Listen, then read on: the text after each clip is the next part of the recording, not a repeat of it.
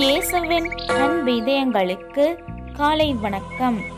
இந்த நாள் உங்களுக்கு ஆசீர்வாதமாக அமைய வாழ்த்துக்கள்.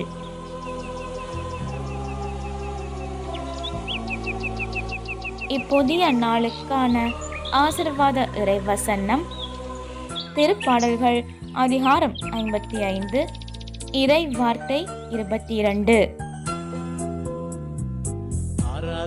ஆண்டவர் மேல் உன் கவலையை போட்டுவிடு, அவர் உனக்கு ஆதரவளிப்பார். அவர் நேர்மையாளரை ஒருபோதும் வீழ்ச்சியுற விடமாட்டார். அற்புதமே அதிசயமே